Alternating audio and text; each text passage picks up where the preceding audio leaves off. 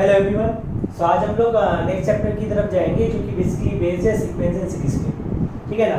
Sequence and series, सबसे पहले in terms का मतलब क्या होता है वो हम लोग देखते हैं। ठीक है ना। Starting with sequence. सीक्वेंस क्या होता है? सीक्वेंस जो होता है ये बेसिकली नंबर्स का कलेक्शन है। ठीक है ना। It's basically a set of numbers जिनको एक डिफरेंट ऑर्डर में अरेंज किया हुआ हो। ठीक है ना। So it's basically a set of numbers arrange in a different order according to some definite rules. ठीक है ना। तो बेसिकली एक सीक्वेंस जो होता है वो बेसिकली एक सेट होता है। ठीक है ना, जिसमें कुछ नंबर्स एक डेफिनेट ऑर्डर में अरेंज किए हुए हैं अकॉर्डिंग टू सम रूल्स। ठीक है ना। सो बेसिकली एक तरह का कलेक्शन है सीक्वेंस जो होता है, एक तरह का कलेक्शन है, एक तरह का सेट है। ठीक है ना। नंबर्स का सेट है जहाँ पे नंबर्स इस तरीके से अरेंज किया हुआ है ताकि वो एक पर्टिकुलर ऑर्डर फॉलो करे। ठीक है। जैसे कि से सपोज हम लोग एग्जांपल लेते हैं सीक्वेंसेस का। जैसे मेरा पहला एग्जांपल जो है वो कुछ इस तरीके से 1 3 5 7 9 11 डॉट ऐसे जा रहा है। ये बेसिकली एक सीक्वेंस है। ठीक है ना। क्योंकि यहाँ पे देख सकते हैं यहाँ पे बहुत सारे नंबर्स है। ये नंबर्स को एक डिफरेंट ऑर्डर में अरेंज किया हुआ है अकॉर्डिंग टू सम रूल। क्या है वो रूल? लास्ट नंबर के साथ 2 अगर हम लोग ऐड कर देंगे तो हम लोग को नेक्स्ट नंबर मिल जाएगा। देखो 1 था पहले, 1 के साथ जब 2 ऐड किए तो 3 मिला। फिर 3 था, 3 के साथ जब 2 ऐड किए तो 5 मिला। 5 के साथ जब 2 ऐड जब किए तो 7 आया। इस तरीके से बेसिकली चलते जा रहा है। तो दैट मींस ये एक सीक्वेंस हो गया है। ठीक है ना। एक डेफिनेट ऑर्डर फॉलो कर रहा है। ठीक है ना। एक रूल दिया गया है, उस रूल के अकॉर्डिंग हम लोग नंबर्स को अरेंज किए। तो ये बेसिकली एक सीक्वेंस हो गया है। अगेन और एक एग्जांपल हो सकता है सीक्वेंस का कुछ इस तरीके से 10 7 4 1 -2 -5 एंड सो ऑन। ये जो है ये भी बेसिकली एक सीक्वेंस है। ठीक है ना। कैसा ये सीक्वेंस है? यहाँ पे हम लोग को जो नेक्स्ट नंबर जो मिल रहा है, ठीक है ना, वो पिछले नंबर के साथ -3 ऐड करने पे मिल रहा है, या फिर सिंपली बोल सकते हैं 3 सब्ट्रैक्ट करने पे मिल रहा है। जैसे 10 था, 10 के साथ जब हम लोग 3 जब सब्ट्रैक्ट किए तो 7 आया। फिर 7 के साथ जब 3 जब सब्ट्रैक्ट किए तो 4 आया। 4 के साथ जब 3 सब्ट्रैक्ट किए तो 1 आया एंड सो ऑन। ठीक है ना। तो देख सकते हैं कि एक रूल के अकॉर्डिंग हम लोग नंबर्स को अरेंज कर रहे हैं। तो ये बेसिकली एक तरह का सीक्वेंस हो गया है। ठीक है ना। तो सीक्वेंस जो होता है वो nothing but a set of numbers है जहाँ पे नंबर्स को अरेंज किया गया है in some definite order following some definite rule. ठीक है ना। सम रूल को फॉलो करके, कुछ रूल को फॉलो करके नंबर्स को अरेंज किया हुआ रहता है। ठीक है ना। तब इस सेट को सीक्वेंस कहा जाता है। और जैसे हम लोग एक एग्जांपल ले सकते हैं 1 4 9 16 25 36। ये भी बेसिकली एक सीक्वेंस है। ठीक है ना। ये कैसा सीक्वेंस है? यहाँ पे हम लोग नेचुरल नंबर्स का स्क्वायर करते हुए चल रहे हैं, तब हम लोग को नंबर मिलते जा रहा है। 1 का स्क्वायर 1 हुआ, 2 का स्क्वायर 4, 3 का स्क्वायर 9, 4 का स्क्वायर 16, 5 का स्क्वायर 25 एंड सो ऑन। ठीक है ना। सो नंबर्स को स्क्वायर करने पे हम लोग को पर्टिकुलर टर्म मिल रहा है। ठीक है ना। इन सबको टर्म्स कहा जाता है कि जैसे ये मेरा फर्स्ट टर्म हुआ, ये मेरा सेकंड टर्म हुआ, ये थर्ड टर्म हुआ, ये फोर्थ टर्म हुआ, ये फिफ्थ टर्म हुआ, ये सिक्स्थ टर्म हुआ एंड सो ऑन। ठीक है ना। तो इस पर्टिकुलर सीक्वेंस में हम लोग को टर्म्स कैसे मिल रहा है कि नेचुरल नंबर को बेसिकली स्क्वायर करने पे मिल रहा है। ठीक है ना। जैसे जब फर्स्ट टर्म था तो 1 का स्क्वायर, सेकंड टर्म में 2 का स्क्वायर, थर्ड टर्म हो गया 3 का स्क्वायर एंड सो ऑन। तो ये भी बेसिकली एक सीक्वेंस है क्योंकि ये भी एक डेफिनेट रूल फॉलो करके ही हम लोग अरेंज कर रहे हैं नंबर्स को। ठीक है ना। सिमिलरली हम लोग और एक एग्जांपल ले सकते हैं सीक्वेंस का। वो है कुछ ऐसा 2 3 5 7 11 13 17 19 23 29 एंड सो ऑन। ठीक है ना। ये भी बेसिकली एक तरह का सीक्वेंस है। ठीक है ना। आप सोच रहे होंगे कि इसमें क्या रूल फॉलो हो रहा है? इसमें नंबर्स अरेंज्ड है according in the increasing order of the prime numbers. ठीक है ना। तो बेसिकली ये सब मेरा प्राइम नंबर्स है। 2 स्मॉलेस्ट प्राइम नंबर जो होता है वो 2 होता है, फिर उसके बाद 3 फिर 5 फिर 7 11 13 ऐसे बेसिकली चलते जा रहा है। ठीक है ना। तो ये बेसिकली एक सेट ऑफ प्राइम नंबर्स है। ठीक है ना। तो ये भी एक तरह का सीक्वेंस है क्योंकि इसमें भी नंबर्स जो अरेंज है इन सम डेफिनेट ऑर्डर, एक पर्टिकुलर ऑर्डर में अरेंज है फॉलोइंग सम डेफिनेट रूल। यहाँ पे क्या रूल है कि हम लोग को प्राइम नंबर्स ही लेना है। ठीक है ना। यहाँ पे रूल ये है कि हम लोग को प्राइम नंबर्स को ही लेना है और हमको उसको इंक्रीजिंग ऑर्डर में अरेंज करना है। ठीक है ना। तो बेसिकली ये भी एक सेट ऑफ नंबर्स हो गया है जिसमें नंबर्स को एक डिफरेंट ऑर्डर में अरेंज किए। यहाँ पे हम लोग इंक्रीजिंग ऑर्डर में अरेंज किए फॉलोइंग सम डेफिनेट रूल्स।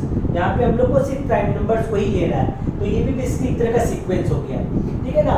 तो ये बेसिकली सीक्वेंस होता है जिसमें नंबर्स दिया हुआ है जिसको हम लोग अरेंज करते हैं फॉलोइंग सम रूल, ठीक है ना।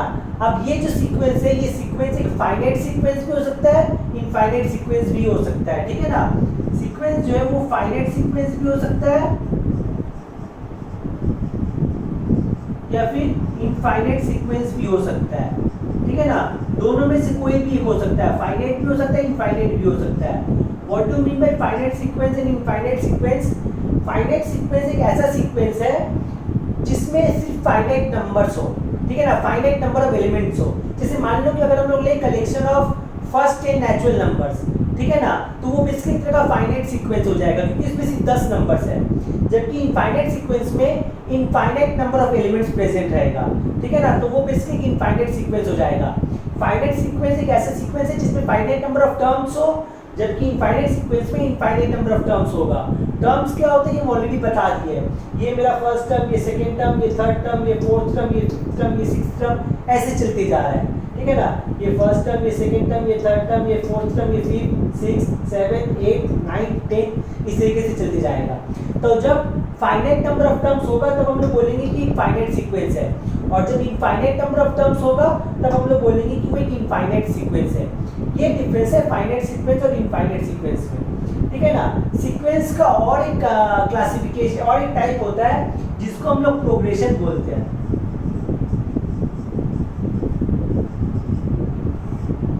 ठीक है ना।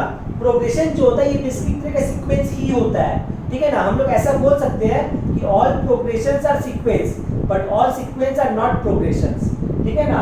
ऐसा बोला जा सकता है कि ऑल प्रोग्रेशंस आर सीक्वेंस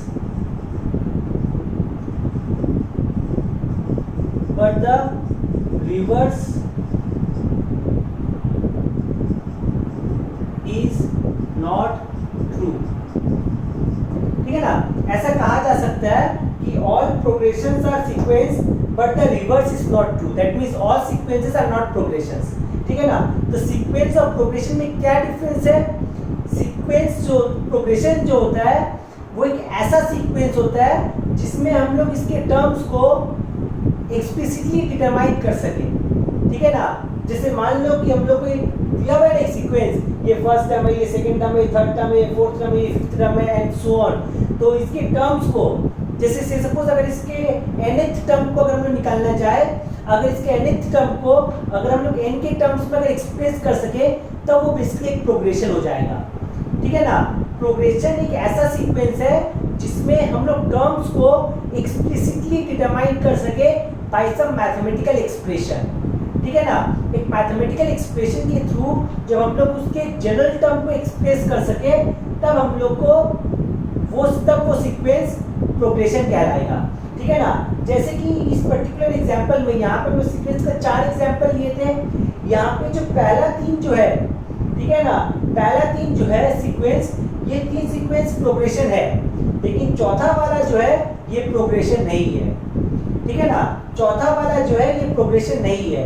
क्यों? क्योंकि हम लोग इन 3 टर्म्स को हम लोग एक्सप्लिसिटली डिटरमाइन कर सकते हैं। जैसे इसका अगर हम लोग nth टर्म निकालें, ठीक है ना, nth टर्म को हम लोग ऐसे रिप्रेजेंट करते हैं, a और सबस्क्रिप्ट में हम लोग n लिखते हैं, ठीक है ना, a लिख के सबस्क्रिप्ट में हम लोग n यूज करते हैं, ठीक है ना। ये मेरा बेसिकली nth टर्म रिप्रेजेंट करता है। कहीं कहीं पे ऐसे लिखा जाता है, कहीं कहीं पे t भी यूज किया जाता है, ठीक है ना, nth टर्म के लिए, ठीक है ना। nth term basically general term होता है। अब ये n का वैल्यू अगर 1 हुआ तो फर्स्ट टर्म हो जाएगा, n का वैल्यू अगर 2 हुआ तो सेकंड टर्म हो जाएगा, n का वैल्यू अगर 3 हुआ तो थर्ड टर्म हो जाएगा एंड सो ऑन, ठीक है ना। तो इस केस में nth टर्म क्या हो रहा है? इस केस में nth टर्म सिंपली हो जा रहा है लास्ट टर्म के साथ हम लोग जस्ट 2 ऐड कर देंगे, ठीक है। तो दैट मींस ये एक प्रोग्रेशन हो गया है। देख सकते हैं कि यहाँ पे हम लोग nth टर्म को एक्सप्लिसिटली डिटरमाइन कर सकते हैं। तो ये बेसिकली एक प्रोग्रेशन हो गया है। सिमिलरली ये जो है ये भी एक प्रोग्रेशन होगा, ठीक है ना। इसमें nth टर्म क्या हो जा रहा है? इसमें nth टर्म हो जा रहा है an - 1 - 3, ठीक है ना। अपने प्रीवियस टर्म के साथ 3 सब्ट्रैक्ट करने पे हम लोग को नेक्स्ट टर्म मिल जाता है। तो ये भी एक तरह का प्रोग्रेशन हो गया है। इसमें क्या हो जाएगा, इसमें nth टर्म हो जाएगा n square, so that means ये भी एक तरह का प्रोग्रेशन हो गया है, लेकिन इसमें हम लोग डिटरमाइन नहीं कर सकते हैं, ठीक है ना। सो पहला 3 जो है वो तो बेसिकली सीक्वेंस है, लेकिन चौथा वाला जो है वो सीक्वेंस नहीं है, पहला 3 जो है वो सीक्वेंस भी और प्रोग्रेशन भी है, लेकिन जो चौथा वाला जो है ये सिर्फ सीक्वेंस है, ये प्रोग्रेशन नहीं है, ठीक है ना। पहले गलती बोल दिए थे, सॉरी, ठीक है ना। पहला 3 जो है ये सीक्वेंस भी है और प्रोग्रेशन भी है, जबकि चौथा वाला जो है ये सिर्फ सीक्वेंस है, ये प्रोग्रेशन नहीं है। क्यों? क्योंकि हम लोग इसके टर्म्स को हम लोग एक्सप्लिसिटली डिटरमाइन नहीं कर सकते हैं। तो प्रोग्रेशन जो होता है वो बेसिकली एक ऐसा सीक्वेंस होता है जिसके टर्म को हम लोग एक्सप्लिसिटली डिटरमाइन कर सकें।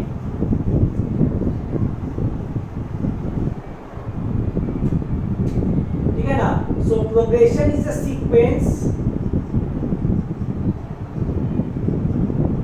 progression is a sequence whose nth term जो होता है ये बेसिकली जनरल टर्म होता है, तो हम लोग nth टर्म भी लिख सकते हैं, फिर जनरल टर्म भी लिख सकते हैं, can be explicitly determined।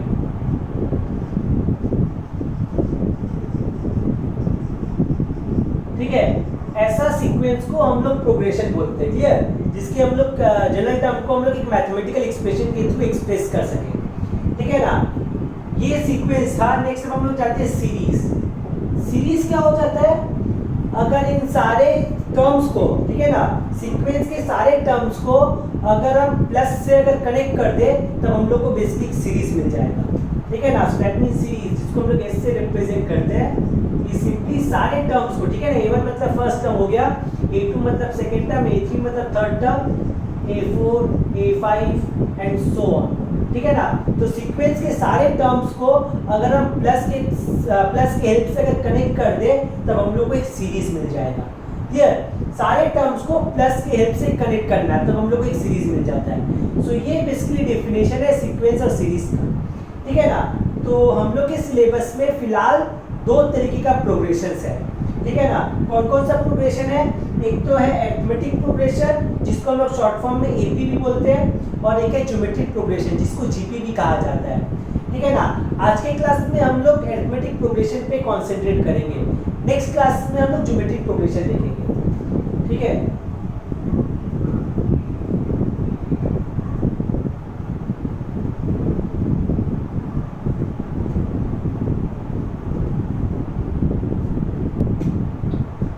Arithmetic progression,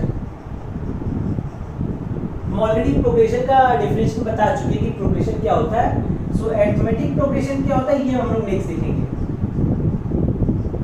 arithmetic progression AP, ठीक है ना, A for arithmetic and P for progression, A for arithmetic and P for progression, ठीक है ना। सो अरिथमेटिक प्रोग्रेशन क्या होता है, अरिथमेटिक प्रोग्रेशन, मान लो हम लोग को एक सीक्वेंस का n टर्म्स दिया हुआ है, ठीक है, एक सीक्वेंस है जिसमें n टर्म्स है और हम लोग को वो n टर्म्स दे दिया गया है, ठीक है ना। से सपोज n टर्म्स कुछ इस तरीके से है, a1 a2 a3 a4 a5 dot up to an, ठीक है। मान लो इस तरीके से हम लोग को एक सीक्वेंस दिया हुआ है जिसका n टर्म्स इस तरीके से है, ठीक है ना। These are the n terms of a sequence.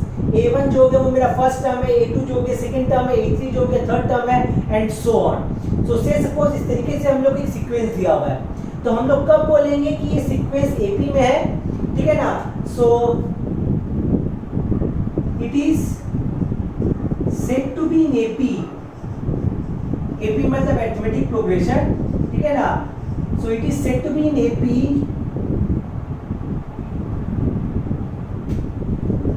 if and only if a2 minus a1 is equal to a3 minus a2 is equal to a4 minus a3 is equal to a5 minus a4 is equal to total चलते जाएगा up to an minus 1, ठीक है ना। सो हम लोग को इस तरीके से n टर्म्स दिया हुआ है, ठीक है ना, और बोला गया है कि n टर्म्स एपी में है, ठीक है ना। तो ये n टर्म्स कब कहलाएगा एपी में, ये n टर्म्स को हम लोग बोलेंगे कि वो एपी में है जब कंसेक्यूटिव टर्म्स का डिफरेंस इक्वल होगा, ठीक है ना। सो दीस n टर्म्स, ठीक है ना, these n terms are said to be in AP, ठीक है ना, these n terms are said to be in AP if and only if A2 minus A1 is equal to A3 minus A2 is equal to A4 minus A3 is equal to A5 minus A4 dot dot dot up to AN minus 1, ठीक है ना। कोई भी दो consecutive number अगर हम ले तो उनका जो डिफरेंस होगा वो हमेशा सेम आएगा, तब हम लोग बोलेंगे कि ये नंबर एपी में है, ठीक है ना। यहाँ पे ध्यान रखना कि यहाँ पे 3 डॉट्स रहता है, ठीक है ना।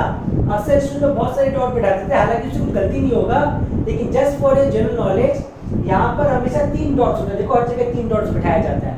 3 डॉट्स बेसिकली रिप्रेजेंट करता है एंड सो ऑन, ठीक है ना। ये 3 डॉट बेसिकली 3 वर्ड रिप्रेजेंट करता है एंड सो ऑन, ठीक है ना। सो हम लोग को n नंबर्स दिया हुआ है, तो ये n नंबर्स एपी में है, ऐसा हम लोग कब बोलेंगे, जब कोई भी दो कंसेक्यूटिव नंबर्स का डिफरेंस सेम आएगा, तब हम लोग बोलेंगे कि ये नंबर्स एपी में है, ठीक है ना। कोई भी दो कंसेक्यूटिव नंबर्स का डिफरेंस अगर सेम आएगा, तब हम लोग बोलेंगे कि n नंबर्स एपी में है। जैसे यहाँ पे देखो A2 minus A1, that means second term और फर्स्ट टर्म का डिफरेंस हम लोग निकाल रहे हैं। So this is same as third term and second term का difference. Again it is same as fourth term and third term का difference. Again it is same as fifth term and fourth term का difference. So हम लोग कोई भी तो consecutive number ले रहे हैं और उनका हम लोग डिफरेंस निकाल के देख रहे हैं। अगर इनका डिफरेंस सेम आया, तब हम लोग बोलेंगे कि ये नंबर्स एपी में है, ठीक है ना। कंसेक्यूटिव नंबर्स का डिफरेंस सेम होना चाहिए। जैसे यहाँ पे सेकंड टर्म और थर्ड फर्स्ट टर्म है, ठीक है ना, कंसेक्यूटिव टर्म है, उनका डिफरेंस निकाले। यहाँ पे थर्ड टर्म और सेकंड टर्म कंसेक्यूटिव टर्म, सो कंसेक्यूटिव टर्म का डिफरेंस जो वो इक्वल आ रहा है। तो जब कंसेक्यूटिव टर्म्स का डिफरेंस इक्वल आएगा, तब हम लोग बोलेंगे कि ये नंबर एपी में है। इस डिफरेंस को हम लोग डी से रिप्रेजेंट करते हैं, ठीक है ना। इस डिफरेंस को हम लोग डी से रिप्रेजेंट करते हैं और इस डी को कॉमन डिफरेंस कहा जाता है, ठीक है ना। इस डी को कॉमन डिफरेंस कहा जाता है, क्लियर। कंसेक्यूटिव नंबर्स का डिफरेंस इक्वल है, ठीक है ना। तो जब कंसेक्यूटिव नंबर्स का डिफरेंस इक्वल आएगा, ठीक है ना, तब हम लोग बोलेंगे कि ये नंबर्स एपी में है। और इस डिफरेंस को हम लोग डी से रिप्रेजेंट करते हैं। इस डी को कॉमन डिफरेंस कहा जाता है। पूरा नहीं लिखे, खाली DIFF लिखे है, कॉमन डिफरेंस, ठीक है ना। हम पूरा ही लिख देते हैं ताकि स्टूडेंट्स लोगों को कंफ्यूजन ना हो। तो इसको कॉमन डिफरेंस कहा जाता है, ठीक है ना। इस डी को कॉमन डिफरेंस कहा जाता है, क्लियर, ठीक है। तब हम लोग बोलेंगे कि ये नंबर एपी में है। तब अगर हम लोग A2 माइनस A1 को अगर हम लोग इक्वल टू डी अगर ले, तो A2 क्या हो जाएगा, A2 हो जाएगा A1 प्लस डी, ठीक है ना। A2 माइनस A1 जो है वो भी इक्वल टू डी है, तो यहाँ पे हम लोग A2 माइनस A1 को इक्वल टू डी लिए। फिर इस A1 को हम लोग राइट हैंड साइड में ले गए। A1 को जब हम लोग राइट हैंड साइड में जब ले गए, तो इधर माइनस था, उधर जब गया तो प्लस हो गया। So A2 is equal to A1 plus D, ऐसा आ गया, ठीक है। सिमिलरली A3 माइनस A2 ये इक्वल्स टू डी है। सो A2 को जब हम लोग राइट हैंड साइड में जब लेके जाएंगे, तो A2 क्या A3 क्या हो जाएगा, ये हो जाएगा A2 प्लस डी हो जाएगा, ठीक है ना, क्लियर। कंसेक्यूटिव नंबर्स का डिफरेंस इक्वल है, ये सब डी के इक्वल है, ठीक है ना, ये सब डी के इक्वल है। तो A3 माइनस A2 जो होगा वो भी डी के इक्वल होगा। तो A2 को जब हम लोग राइट हैंड साइड में जब ले गए, तो ये भी माइनस था, इधर राइट हैंड साइड में जब गया तो प्लस हो गया। तो A3 is equal to A2 plus D, ऐसा आ गया, ठीक है। लेकिन A2 क्या है, A2 तो A1 प्लस डी है, तो A2 की जगह पर हम लोग A1 प्लस डी पुट करेंगे, ठीक है ना। A2 की जगह पर हम लोग A1 प्लस डी पुट करेंगे। So A1 plus D plus D, so क्या हो गया, ये D प्लस डी करने पे ये 2D हो गया। So that means A3 is equal to क्या आ गया, ये हो गया A1 प्लस 2D, ऐसा ही आ गया, ठीक है ना। A3 is equal to A1 plus 2D, ठीक है। सिमिलर वे में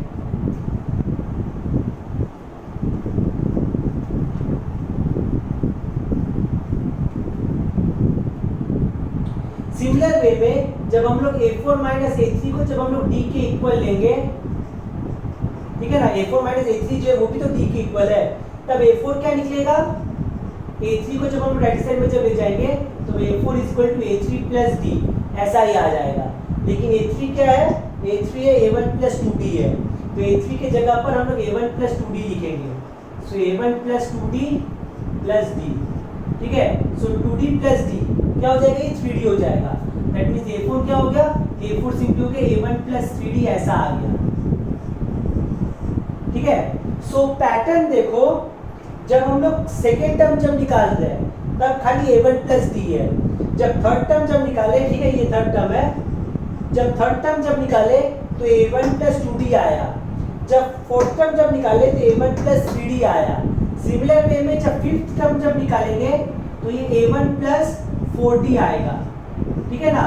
सो पैटर्न देखो क्या पैटर्न हो रहा है, हम लोग जो भी टर्म निकाल रहे हैं, ठीक है ना, third term, fourth term, fifth term, जो भी टर्म निकाल रहे हैं उससे एक कम d से मल्टीप्लाई हो रहा है, ठीक है ना, उस नंबर से एक कम d से मल्टीप्लाई हो रहा है। जैसे देखो यहाँ पे थर्ड टर्म निकाल रहे थे तो यहाँ पे 3 था, तो 3 से एक कम क्या होता है 2, तो यहाँ पे d के साथ 2 मल्टीप्लाई हुआ। जब सेकेंड टर्म जब निकाले तो यहाँ पे 2 है, ठीक है ना, तो 2 से एक कम 1 हुआ, तो 1 इंटू डी मतलब खाली d हो गया। जब फोर्थ टर्म जब निकाले तो ये 4 है इधर, तो 4 से एक कम 3 हो जाता है, तो ये a1 प्लस 3d हो गया। फिफ्थ टर्म है इधर, तो ये 5 है, 5 से एक कम 4 हो जाता है, तो a1 प्लस 4d हो गया। तो दैट मीन्स अगर हम लोग nth टर्म अगर निकाले, ठीक है ना, अगर हम लोग nth टर्म अगर निकाले तो nth टर्म क्या हो जाएगा, ये सिंपली हो जाएगा a1 plus n minus 1 into D, ऐसा ही आ जाएगा, ठीक है ना। या फिर बेटर रहेगा अगर हम लोग r अगर यूज करें, n तो लास्ट टर्म हो गया,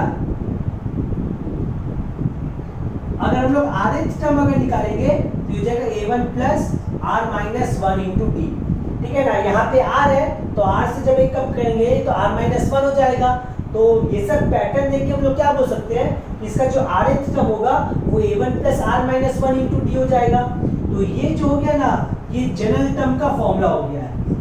क्या हो गया ये हो गया general term of an AP हो गया है, ठीक है ना, ये general term of an AP हो गया है। यहाँ से हम लोग कोई भी टर्म निकाल सकते हैं। जैसे कि अगर हम लोग को फिफ्थ टर्म अगर निकालना हो तो r के जगह पे 5 पुट करेंगे तो a1 प्लस 4d हो जाएगा। एट्थ टर्म अगर निकालना हो तो r के जगह पे 8 पुट करेंगे, क्या हो जाएगा एट्थ टर्म, ये हो जाएगा a1 प्लस 7d हो जाएगा, एंड सो ऑन, ठीक है।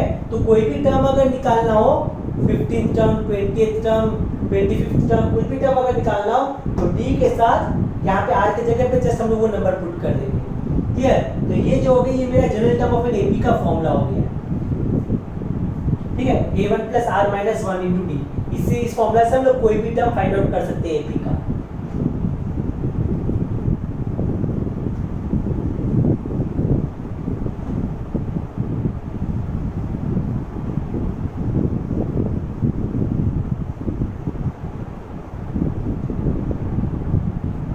नेक्स्ट आया sum of n terms of an AP, ठीक है। एपी का n टर्म्स जब हमको n टर्म्स का सम निकालना है तो फॉर्मूला में जाने से पहले हम एक छोटा सा एग्जांपल लेके दिखाना चाहेंगे, ठीक है ना। ये किसी स्कूल में बहुत सालों पहले बेसिकली ऐसा कहानी ऐसा कि टीचर जो है क्लास में उनको कुछ काम करना था, स्टूडेंट लोगों को बिजी करने के लिए जस्ट वो टीचर बोले कि 1 से लेके 1000 तक सारे नंबर्स को काउंट करके बताओ। अब सब लग गए गिनती करने, 1 प्लस 2 3, 3 प्लस 3 6, 6 प्लस 4 10, ऐसे सब गिनती करने लग गए, ठीक है ना। बहुत साल पहले का बात है जब ये एपीजीपी का उस समय खोज नहीं हुआ था, ठीक है ना। तब उस समय एक बच्चे ने कैसे गिनती किया था ये हम तुम लोग को आगे सबको दिखाना चाहेंगे। क्या था, उस बच्चे ने 1 plus 2 plus 3 plus 4 plus 5 plus 6 plus ऐसे करते करते उसने 1000 तक सारे नंबर्स को इस तरीके से लिख दिया, ठीक है ना। सब बच्चे तो गिनती करने में लग गए, ठीक है ना, हाथ से गिनती करने लगे, कैलकुलेटर तो यूज करते नहीं थे, ठीक है ना, तो ऐसे हाथ से गिनती करने लग गए, ठीक है ना। लेकिन उस बच्चे ने दिमाग लगाया, क्या किया, उसने पहले 1 से लेके 1000 तक नंबर्स को इस तरीके से लिखे। ऑब्वियस बात है सारे नंबर्स नहीं लिखे, इस तरीके से डॉट डॉट करके छोड़ दिए। अब उसी बच्चे ने वापस उस नंबर को लिखा, लेकिन अब की बार उल्टा लिखा, मैंने लास्ट टर्म को पहले लिखा, उसके बाद सेकंड लास्ट को सेकंड नंबर भी लिखा, इस तरीके से उल्टा करके लिखा। तो क्या हो जाएगा, पहले 1000 आ जाएगा, उसके बाद 999 आ जाएगा, उसके बाद 998 आ जाएगा, उसके बाद 997 आ जाएगा, फिर 996 हो जाएगा, ऐसे ही चलते जाएगा। कहाँ तक जाएगा, 1 तक जाएगा। और ऑब्वियस बात है दोनों सम सेम आना चाहिए, ठीक है ना, क्योंकि हम लोग को ऑलरेडी पता है a प्लस बी जो होता है वही b प्लस ए होता है। 2 प्लस 3 करेंगे तो भी 5 आएगा, 3 प्लस 2 करेंगे तो भी 5 आएगा। तो अगर हम इसको उल्टा कर ऐसे लिख भी दिए, इसे सम में कोई फर्क नहीं पड़ेगा, दोनों का सम सेम आएगा, ठीक है ना। सो दोनों को अब ऐड करते हैं, कैसे ऐड करेंगे, सिंपली ऐसे ऐसे ऐड करते, ठीक है ना, ऊपर नीचे। तो s प्लस एस, एस और एस को जब ऐड किए तो ये तो 2s हो गया। लेकिन इंपॉर्टेंट चीज है यहाँ पे नोटिस करने का, राइट हैंड साइड में, राइट हैंड साइड में क्या हो रहा है, ऊपर नीचे से ऐड करने पर 1 प्लस 1000, 1 प्लस 1000 जब करेंगे तो 1001 आ जाएगा, प्लस इन दोनों नंबर्स को जब ऐड करेंगे तो क्या हो जाएगा, 2 प्लस 999, सो अगेन ये 1001 हो जाएगा। इन दोनों नंबर्स को जब ऐड करेंगे तो क्या आएगा, 998 प्लस 3, ये अगेन 1001 हो जाएगा। फिर 4 प्लस 997, ये अगेन 1001 हो जाएगा। सो ऐसे ऐड करने पे देख सकते हैं कि सारा टर्म मेरा 1001 ही आ रहा है, ठीक है ना। कितना टाइम्स ऐसा होगा, 1000 टाइम्स ऐसा होगा, ठीक है। So up to 1000 times, clear. ऐसे ऊपर नीचे ऐड करने पर एक ही नंबर बार बार आ रहा है, कितने बार ऐसे ये 1001 आएगा, 1000 टाइम्स आएगा, क्योंकि यहाँ पे टोटल 1000 नंबर्स है, ठीक है ना। सो 1000 टाइम्स आएगा, तो एक ही नंबर को अगर हम 1000 टाइम्स अगर ऐड करें तो क्या हो जाएगा उसका सम, उसका सम सिंपली हो जाएगा 1000 मल्टीप्लाइड बाय 1001। जैसे अगर हम a को अगर हम 3 टाइम्स अगर ऐड करें तो क्या हो जाता है, ये 3 टाइम्स a हो जाता है, ठीक है ना। a को अगर हम 10 टाइम्स अगर ऐड करें, a plus a plus a plus ऐसे करते करते 10 टाइम्स अगर करें तो वो 10a हो जाता है। वैसे यहाँ पे 1001 बेसिकली 1000 टाइम्स आ रहा है, तो ऐड करने पर वो 1000 into 1001 हो जाएगा। तो दैट मींस s क्या हो जाएगा, ये सिंपली हो जाएगा 1000 into 1001 डिवाइडेड बाय 2। तो इस तरीके से हम लोग सम फाइंड आउट कर सकते हैं, क्लियर। इसी कॉन्सेप्ट पे बेस्ड है कि कैसे हम लोग एपी का एन टर्म्स का सम निकालते हैं, ठीक है ना, इसी कॉन्सेप्ट पे बेस्ड है, क्लियर। इनफैक्ट ये जो 1000 नंबर्स है नेचुरल नंबर्स, ये भी बेसिकली एपी में ही है, जिसका फर्स्ट टर्म है 1 और कॉमन डिफरेंस है 1, यहाँ पे कॉमन डिफरेंस 1 1 करके आ रहा है। सो बेसिकली ये भी एपी में ही है, तो इसी कॉन्सेप्ट पे हम लोग एपी का एन टर्म्स का सम निकालते हैं, क्लियर। कैसे निकालेंगे हम लोग एन टर्म्स का सम,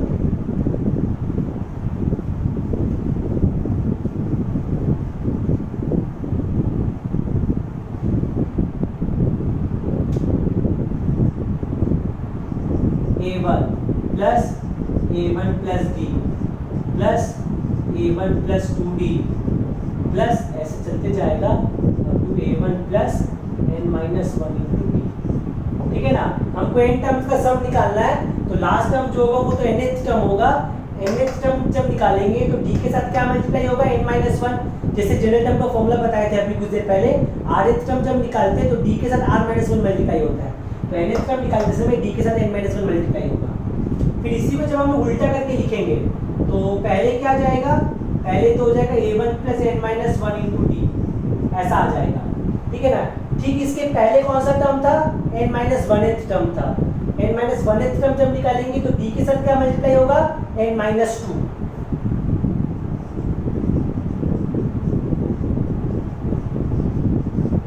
ठीक है ना। फिर क्या आ जाएगा इधर, इधर हो जाएगा a1 plus n minus 3 into D, ऐसा हो जाएगा, ठीक है ना। डी के साथ जो कोफिशिएंट है वो एक ही करके कम होते जा रहा है, जब हम लोग पीछे से बढ़ रहे हैं तो आगे से जब बढ़ रहे हैं तो डी का कोफिशिएंट एक ही करके बढ़ रहा है। कोफिशिएंट मतलब क्या होता है, डी के साथ जो नंबर मल्टीप्लाई किया हुआ है उसको हम लोग डी का कोफिशिएंट बोलते हैं। जैसे यहाँ पे डी का कोफिशिएंट 2 है, यहाँ पे डी का कोफिशिएंट 1 है, यहाँ पे डी का कोफिशिएंट n माइनस 1 है, तो यहाँ पे डी का कोफिशिएंट एक ही करके बढ़ रहा था। जब उल्टा करके लिखेंगे तो डी का कोफिशिएंट एक ही करके घटेगा, घटते घटते फाइनली ये ए पे आके खत्म होगा, उल्टा लिखे सॉरी a1 पे आके खत्म होगा, ठीक है ना। तो जहाँ से स्टार्ट होता वहीं पे वो खत्म होगा। अब इसको अगेन हम लोग ऐसे ऐड करते हैं जैसे पिछली बार किए थे, तो s प्लस एस, ये तो 2s हो गया। इन दोनों को जब ऐड करेंगे तो क्या आ जाएगा, a1 प्लस a1, ये तो 2a1 हो गया plus n minus 1 into D, ठीक है। इन दोनों को जब ऐड करेंगे तो क्या आ जाएगा, ठीक है, अगेन a1 प्लस a1, ये तो 2a1 हो गया, और ये क्या हो जाएगा, इन दोनों में d कॉमन आएगा, ठीक है ना, इन दोनों में d कॉमन आएगा। d कॉमन आने के बाद यहाँ से बचा 1, ठीक है ना, यहाँ पे d का कोफिशिएंट 1 है, ठीक है ना, और यहाँ पे क्या आया है n माइनस 2, ऐसा ही आया। सिमिलरली इन दोनों को जब ऐड करेंगे तो क्या आ जाएगा, a1 प्लस a1, अगेन ये 2a1 हो गया, प्लस इन दोनों में जब d को जब कॉमन लेंगे, ठीक है ना, इन दोनों में जब d को जब कॉमन लेंगे तो क्या आ जाएगा 2 plus n minus 3 whole into D plus ऐसे चलते जाएगा। ये क्या हो जाएगा a1 प्लस a1 2a1 और ये तो खाली n माइनस 1 इंटू डी है, दैट मीन्स ये 2a1 plus n minus 1 into D ऐसा आ गया। सो दैट मीन्स क्या आया 2s सिंपली हो गया 2a1 plus n minus 1 into D plus ये क्या हो जाएगा, ये तो 2a1 है ऑलरेडी और ये हो जाएगा n माइनस 2 प्लस 1, ठीक है ना। सो 1 माइनस 2 करने पे माइनस 1 हो जाता है, सो दैट मीन्स ये n माइनस 1 इंटू डी ही रह जाएगा। फिर इन दोनों को जब ये तो 2a1 है ऑलरेडी, ये है n माइनस 3 प्लस 2, तो 2 माइनस 3 ये भी माइनस 1 हो जाएगा, सो दैट मीन्स इधर again n minus 1 into D ऐसा आ जाएगा। तो अगेन यहाँ पे हम लोग देख सकते हैं कि एक ही टर्म n टाइम्स ऐड हो रहा है, एक ही टर्म बार बार एक ही चीज आ रहा है। देखो 2a1 plus n minus 1 into D, 2a1 plus n minus 1 into D, 2a1 plus n minus 1 into D, तो एक ही टर्म बार बार आ रहा है। सो दैट मींस इसका सम क्या हो जाएगा, ये सिंपली हो जाएगा n times this number. So that means s क्या हो गया, s सिंपली हो गया, तो 2s आया, s निकालने के लिए 2 को हमको राइट हैंड साइड में ले जाना पड़ेगा, 2 यहाँ पे मल्टीप्लाई किया हुआ है, तो 2 जब राइट हैंड साइड में जब जाएगा तो डिवाइड हो जाएगा। सो क्या हो जाएगा s is equal to n/2 into 2a1 plus n minus 1 into D. तो ये जो हो गया ये sum of n terms of an AP का फॉर्मूला हो गया है, ठीक है ना। s is equal to n/2 into twice of a1 plus n minus 1 into D, तो ये sum of n terms of an AP का फॉर्मूला हो गया है। इसको हम लोग और एक फॉर्म में एक्सप्रेस कर सकते हैं। क्या कर सकते हैं हम लोग, ये तो n/2 तो n/2 है ही, 2a1 को हम लोग a1 प्लस a1 ऐसे करके लिख सकते हैं, ठीक है ना। 2a1 को a1 प्लस a1 ऐसे करके लिखा जा सकता है, ठीक है ना। सो ये a1 तो a1 ही रहा, लेकिन ये क्या हो गया a1 plus n minus 1 into D, ये मेरा nth टर्म हो गया, ठीक है ना, दैट मीन्स लास्ट टर्म, ठीक है ना। सो ये मेरा nth टर्म हो गया, दैट मीन्स सम का और क्या फॉर्मूला हो जाएगा,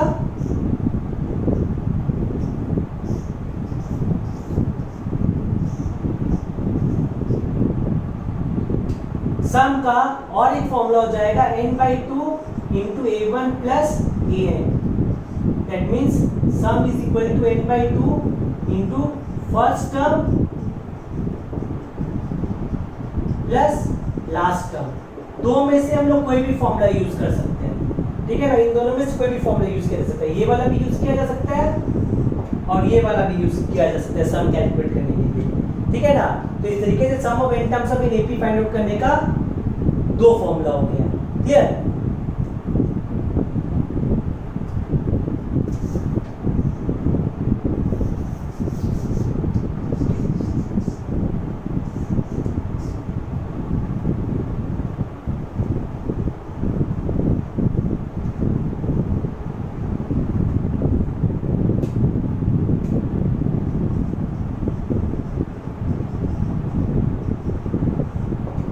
नेक्स्ट आया प्रॉपर्टीज।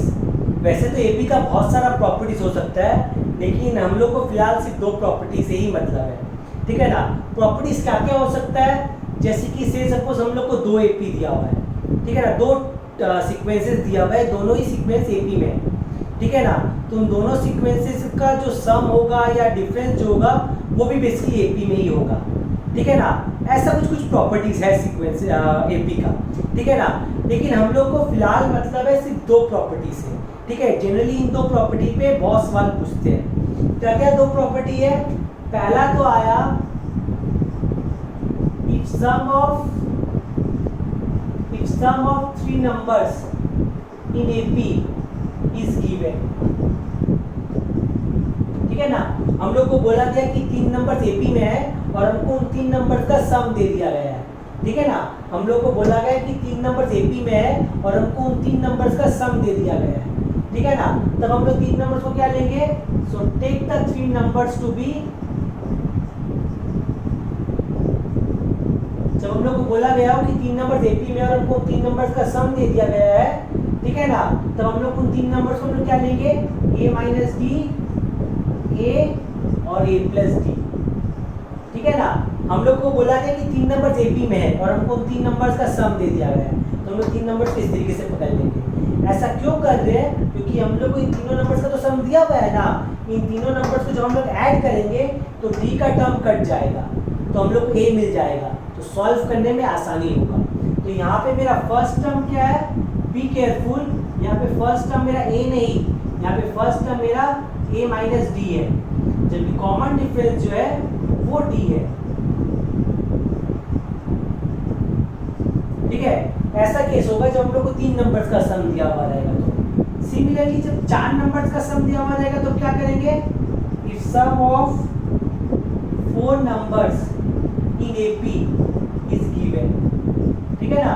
हमको बोला गया कि 4 नंबर्स एपी में है और हमको उन 4 नंबर्स का सम दे दिया गया है, तब हम लोग 4 नंबर्स क्या लेंगे? तब हम लोग 4 नंबर्स को जिस तरीके से ले लेंगे, take the 4 numbers to B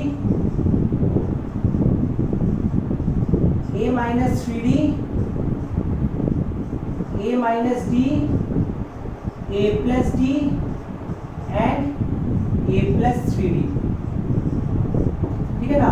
हम लोग को बोला है कि 4 नंबर्स एपी में है और हमको उन 4 नंबर्स का सम दे दिया गया है, तो हम लोग 4 नंबर्स को इस तरीके से ले लेंगे, a minus 3d, a minus d, a plus d और a plus 3d। ऐसे इसलिए करेंगे ताकि इन चारों को ऐड करने पर dd कैंसिल आउट हो जाएगा, हम लोग a मिल जाएगा, तो अगेन सॉल्व करने में आसानी होगा। तो यहाँ पे फर्स्ट टर्म क्या है?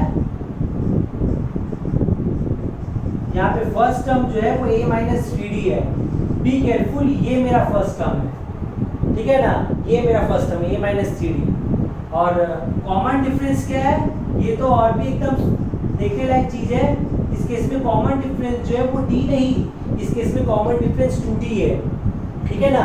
अगर हम कोई भी दो कंसेक्यूटिव नंबर्स को अगर सब्ट्रैक्ट करें तो 2d का डिफरेंस आएगा। देखो a minus d minus of a minus 3d, ठीक है ना।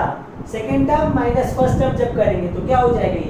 ये हो जाएगा a minus d minus a और ये माइनस माइनस प्लस 3d हो जाएगा, तो a और a कैंसिल आउट हो गया, ठीक है ना। 3d माइनस d क्या हो गया? 3d माइनस d 2d हो गया। इस केस में कॉमन डिफरेंस 2d होता है, नॉट d। अक्सर स्टूडेंट इसमें गलती कर देते हैं, वो लोग कॉमन डिफरेंस को d लिख देते हैं, लेकिन इस केस में कॉमन डिफरेंस d नहीं 2d है, तो इसमें ध्यान देने का बहुत ज़्यादा जरूरत है। क्लियर? तो ये मेनली 2 प्रॉपर्टी है जो जरूरत पड़ता है, ऐसी और भी बहुत सारा प्रॉपर्टी हो सकता है।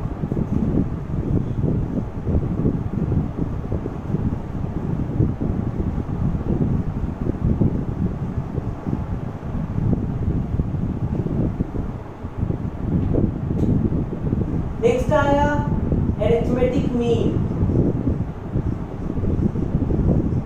जिसको हम लोग शॉर्ट फॉर्म में AM ऐसे करके लिखते हैं, ठीक है ना। अरिथमेटिक मीन, ठीक है ना। क्या होता है अरिथमेटिक मीन? मान लो हम लोग को 3 नंबर दिया हुआ A B C, ठीक है ना। मान लो हम लोग को 3 नंबर दिया हुआ A B C जो कि बोला है कि AP में है, ठीक है ना। हम लोग को 3 नंबर दिया हुआ A B C और ये 3 नंबर AP में है, दैट मीन्स कंसेक्यूटिव नंबर्स का जो डिफरेंस है वो इक्वल है। तब इस सेकेंड टर्म को, ठीक है ना, B को, ठीक है ना, B को A और C का अरिथमेटिक मीन कहा जाएगा, ठीक है ना। A B C 3 नंबर दिया हुआ है जो कि AP में है, तब B को A और C का अरिथमेटिक मीन कहा जाएगा। क्लियर? सो हम लोग B कैसे फाइंड आउट करेंगे? ये 3 नंबर्स तो AP में है ना, दैट मीन्स कंसेक्यूटिव नंबर्स का डिफरेंस इक्वल होना चाहिए, सो that means second term minus first term, ठीक है ना। यहाँ पे A मेरा फर्स्ट टर्म है, B सेकेंड टर्म है और C थर्ड टर्म है, तो AP में होने के कारण कंसेक्यूटिव टर्म्स का डिफरेंस इक्वल आएगा। So second term minus first term is equal to third term minus second term. ऐसा ही आ गया क्योंकि AP में कंसेक्यूटिव नंबर्स का डिफरेंस इक्वल होना चाहिए। तो इस B को हम लोग राइट हैंड साइड में लेके जाएंगे, लेफ्ट हैंड साइड में लेके जाएंगे, और इस A को हम लोग राइट हैंड साइड में लेके जाएंगे। तो जब ये B जब लेफ्ट हैंड साइड में जब आया तो यहाँ पे माइनस था, इधर जब जाएगा तो प्लस हो जाएगा, ठीक है। सो B प्लस B क्या हो जाएगा? B प्लस B 2B हो जाएगा, और ये भी माइनस A था, जब ये राइट हैंड साइड में जब गया, ठीक है ना, तो ये भी प्लस हो जाएगा। So 2B is equal to A plus C ऐसा हो जाएगा। सो दैट मीन्स B क्या हो जाता है? B सिंपली हो जाता है A plus C whole divided by 2।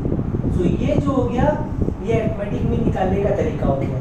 मैंने मान लो हम लोग को ए और सी का वैल्यू कर दे दे और बोले कि find out the arithmetic mean, तो हम लोग इस तरीके से अरिथमेटिक मीन निकाल सकते हैं, ठीक है ना। 2b is equal to a plus C, so that means b is equal to a plus C whole divided by 2, ऐसा हो जाएगा। सो इस तरीके से अरिथमेटिक मीन निकाला जा सकता है, ठीक है। अब एक टाइप का सवाल जो फ्रीक्वेंटली पूछते हैं, ठीक है ना, वो कुछ ऐसा है, insert an arithmetic means between a and b, ठीक है ना। इस तरह का सवाल फ्रीक्वेंटली क्वेश्चंस में पूछा जाता है, ठीक है ना।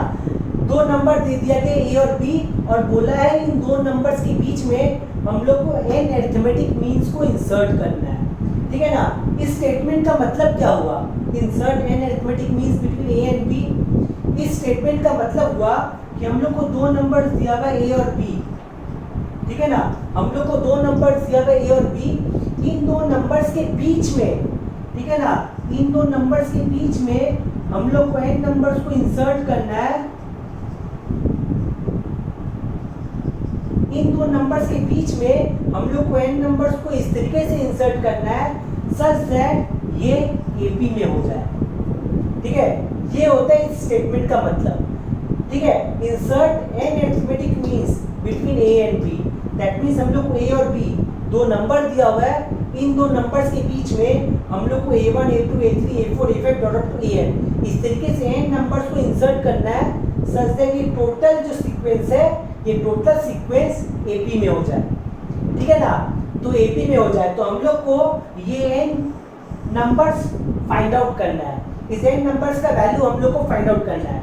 कैसे फाइंड आउट करेंगे, इस n नंबर्स को फाइंड आउट करने से पहले, ठीक है, इस n नंबर्स को फाइंड आउट करने से पहले ये नोटिस करो कि इस AP में टोटल कितना टर्म्स है, ठीक है ना। इस n नंबर्स को फाइंड आउट करने से पहले ये नोटिस करो इस AP में कितना टर्म्स है। कितना टर्म्स हो जाएगा, इस AP में total number of terms is equal to n plus 2 हो जाएगा, ठीक है ना। सब सोच रहे होंगे कि प्लस 2 कहाँ से आया, ठीक है ना।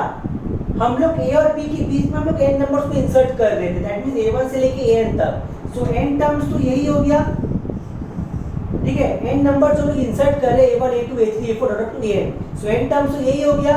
और a और b ये मेरा दो और टर्म्स है, ठीक है ना, ये दो और टर्म्स है, सो टोटल टर्म्स कितना हुआ, ये n टर्म्स, ठीक है ना। इसको n अरिथमेटिक मीन्स कहा जाता है और ये दो टर्म, तो टोटल n प्लस 2 टर्म्स हो गया, ठीक है ना।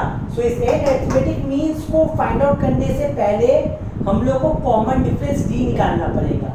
कैसे निकालेंगे कॉमन डिफरेंस d, a है फर्स्ट टर्म और b है लास्ट टर्म। लास्ट टर्म मतलब कौन सा टर्म हुआ, n प्लस 12th टर्म, ठीक है ना। फर्स्ट टर्म क्या है,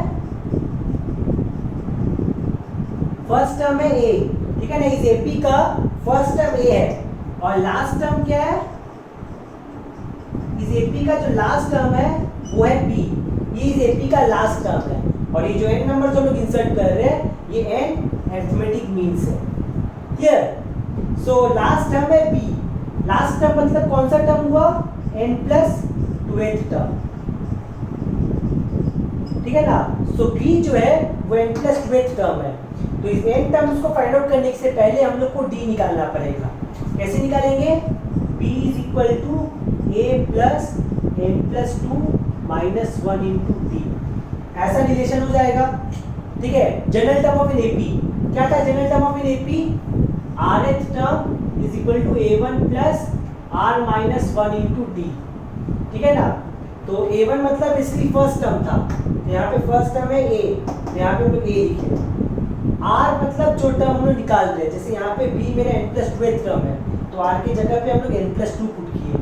यहाँ पे rth टर्म निकाल रहे थे इसलिए r था, यहाँ पे हम लोग n प्लस 12th टर्म निकाल रहे थे इसलिए n प्लस 2। समझ में आया सबको। तो क्या हो जाएगा, इस a वाले टर्म को अगर हम लेफ्ट हैंड साइड में ले जाए तो इधर तो प्लस में है, इधर जब जाएगा तो माइनस हो जाएगा। So b minus a is equal to n plus 1 into d, ऐसा ही आ जाएगा। सो दैट मीन्स यहाँ से d क्या निकलेगा, यहाँ से d सिंपली निकलेगा b minus a whole divided by n plus 1। So ये कॉमन डिफरेंस d हो गया, ठीक है ना। n प्लस 1 यहाँ पे मल्टीप्लाई में था, तो n+1 से जब डिवाइड हो गया तो मेरे को d मिल गया। हम लोग को n का वैल्यू, a का वैल्यू और b का वैल्यू, ये तीनों वैल्यू हम लोग को पता है, तो हम लोग d आराम से कैलकुलेट कर लेंगे। एक बार जब d कैलकुलेट कर लिए उसके बाद हम लोग a1 a2 a3 इन सब का वैल्यू निकाल सकते हैं। क्या आ जाएगा इन सब का वैल्यूज?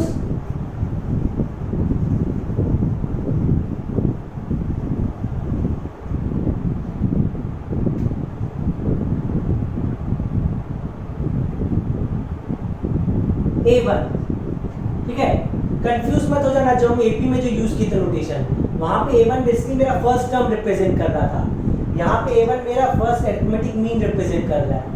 भले ये फर्स्ट अरिथमेटिक मीन है लेकिन एक्चुअल में ये सेकंड टर्म है। फर्स्ट टर्म मेरा a है, ठीक है ना, a मेरा फर्स्ट टर्म है और a1 मेरा सेकंड टर्म है। सो a1 क्या हो जाएगा? a1 सिंपली हो जाएगा a प्लस डी, और d क्या है? d उसके बराबर है। सो a1 क्या हो जाएगा?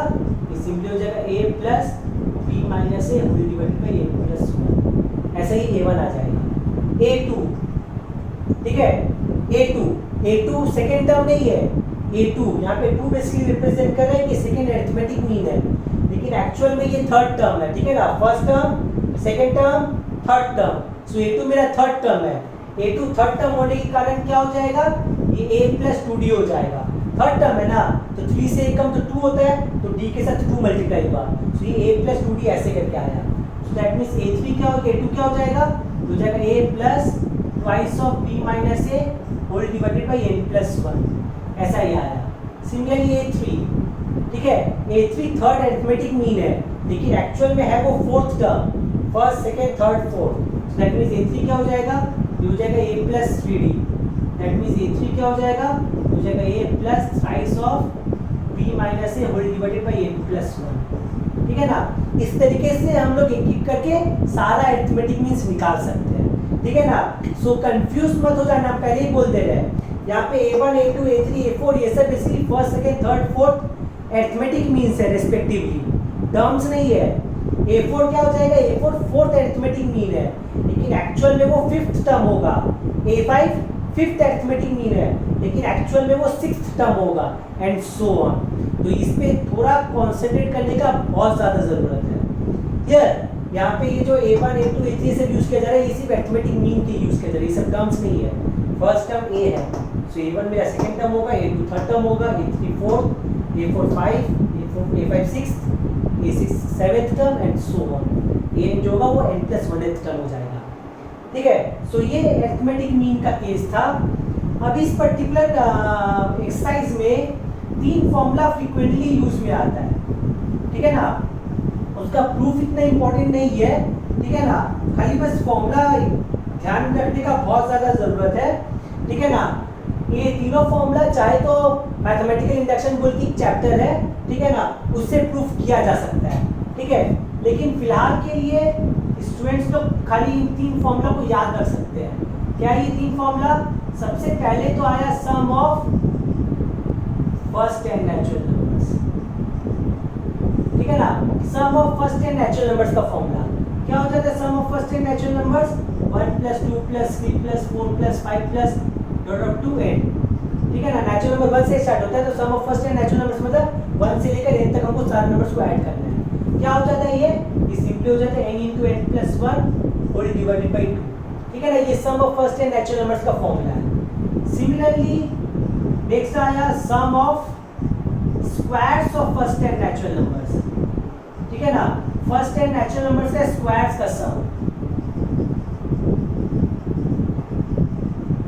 सो squares of first 10 natural numbers का मतलब क्या हो गया?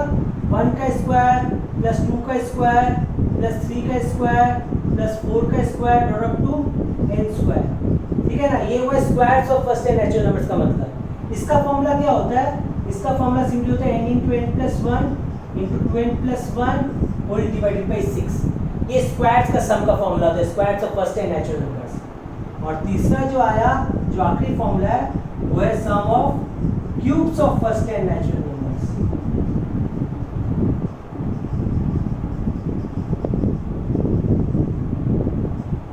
ठीक है ना। क्यूब्स का सम अगर करेंगे मतलब 1 क्यूब + 2 क्यूब + 3 क्यूब + 4 क्यूब, ऐसे ही चलते जा रहा है अप टू n क्यूब। क्या हो जाता है ये? सिंपली हो जाता है n equal plus 1 whole divided by 2 का होल स्क्वायर, ठीक है ना। तो ये तीन फॉर्मूला जो फ्रीक्वेंटली यूज में आता है इस एपीजीपी वाले सीक्वेंस की चैप्टर में, तो ये तीन फॉर्मूला याद रखने का बहुत ज़्यादा ज़रूरत है। तो ये आज का पोर्शन था।